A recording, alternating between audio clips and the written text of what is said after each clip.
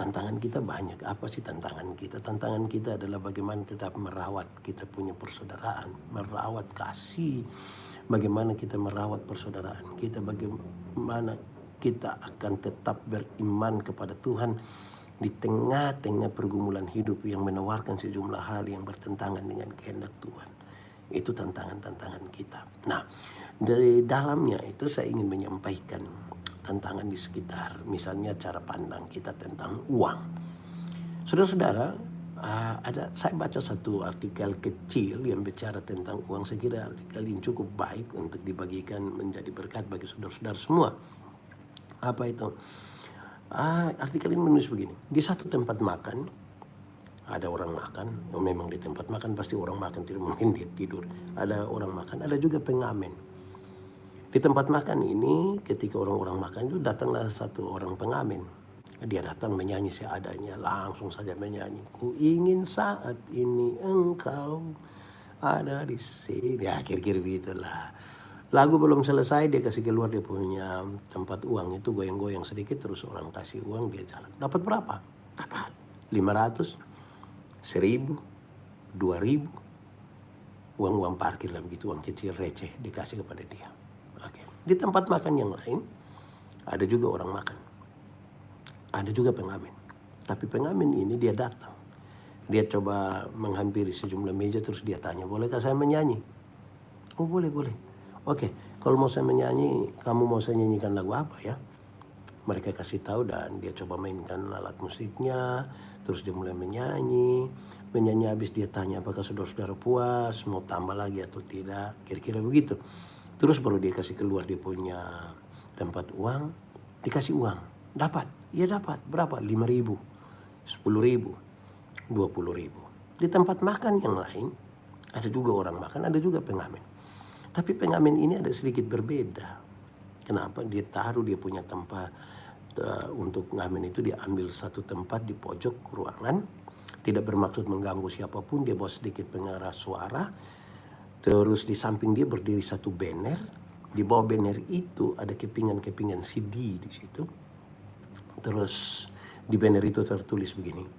20% dari hasil penjualan kepingan-kepingan CD ini akan dipakai untuk membantu kesehatan dan pendidikan di satu kampung tertentu. Setelah makan banyak orang datang bilang, harga berapa? 50.000. Ada yang ambil satu, ada yang ambil dua, ada yang kasih uang lebih, dan seterusnya. Apa poinnya? Saya ingin sampaikan kepada saudara bahwa sama-sama di tempat makan, sama-sama menyanyi. Tetapi kenapa mereka dapat uang yang beda-beda? Ada yang dapat uang receh, ada yang sedikit besar, ada yang dapat besar. Orang yang di tempat makan pertama, yang datang menyanyi seadanya, terus dia langsung kasih keluar tempat uangnya, dia dapat uang. Tapi dia dapat uang kecil. Kenapa? Karena dia hanya memandang uang itu dengan mata saja. Dia hanya memandang uang itu dengan mata saja. Dapat uang juga, tapi uang kecil. Pak Pendeta, saya punya teman itu dia justru berpikir begitu tuh, makanya dia kaya. Oh tidak, dia miskin. Dia tahu cara mengumpulkan uang, tapi dia tidak tahu menikmati. Dia tahu cara bagaimana menjadi kaya, tapi dia tidak tahu menjadi bahagia. Saya bilang di mana-mana kumpul uang banyak-banyak, tapi tidak pernah jalan-jalan di Surabaya. Nanti satu saat di Surabaya baru dikasih tahu saya, Pak Pendeta, yuk saya di Surabaya, enak ya pesir-pesir. Tidak Bapak, terus saya di rumah sakit Dr. Sutomo Bapak. Jadi sudah dapat rujukan dulu baru dia dia jalan ke sana. Dia tahu menjadi kaya tapi tidak tahu menjadi bahagia. Itu pertama. Di tempat makan yang kedua, dia dapat uang sedikit lebih besar. Kenapa? Kan dia tidak sekedar memandang uang dengan mata saja. Dia sekaligus memandang uang dengan otak. Jadi bukan saja dengan mata kepala, tapi juga dengan otak. Orang yang memandang uang hanya dengan mata itu ukuran-ukurannya uang semua. Dia kerja apa-apa itu hitung-hitungan uang. Bahkan pertemanan pun ukurannya uang. Di mana-mana hanya untuk cari uang. Lama-lama dia terbeli dengan uang kecil. Di tempat makan yang kedua, dia bukan sekedar memandang uang dengan mata saja, tapi sekaligus dia memandang uang itu dengan otak. Dia berlatih dengan baik. Dia mengeksplor semua kemampuan, talenta, karunia yang Tuhan kasih dia untuk dia pakai. Saudara lihat, dia berani tanya orang. Dia tanya orang, mau saya lagu apa? Itu berarti dia berlatih dengan baik. Dia harus tahu semua musik. Dia harus tahu semua lagu ya, alat musik, mungkin gitar yang dia pakai, dia harus tahu cara memainkannya dengan baik. Bayangkan kalau dia tanya orang, mau saya lagu apa? Terus itu orang bilang, saya mau Oil Anak SMK. Pasti dia juga bingung itu.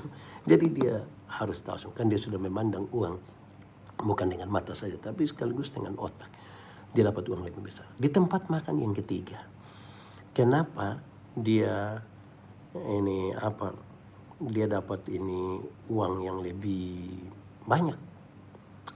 Karena dia tidak sekedar memandang uang dengan mata saja, dengan otak saja, tapi dia sekaligus memandang uang dengan hati. Memandang uang dengan hati. Dia dapat lebih banyak. Ada 2 orang berdoa, minta Tuhan karunia. Ternyata di Tuhan tinggal 2 karunia. 1 karunia memberi, 1 karunia menerima. Orang pertama cepat-cepat ambil karunia menerima. Berarti tinggal karunia memberi. Nah, tinggal karunia memberi. Orang kedua garu-garu kepala, terus dia ambil karunia memberi. Lewat 20 tahun kemudian mereka ketemu di satu perapatan jalan.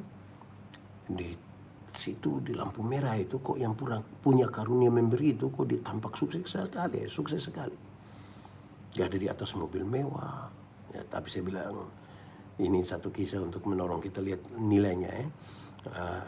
Dia ada di atas mobil mewah, tandanya orang sukses dan baik hati sekali ya.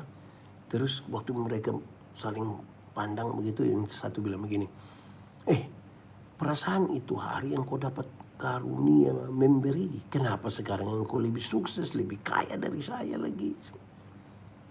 Terus dia jawab begini, karena Tuhan tahu saya selalu harus memberi. Karena Tuhan tahu saya selalu harus memberi, maka kepada saya Tuhan berikan lebih.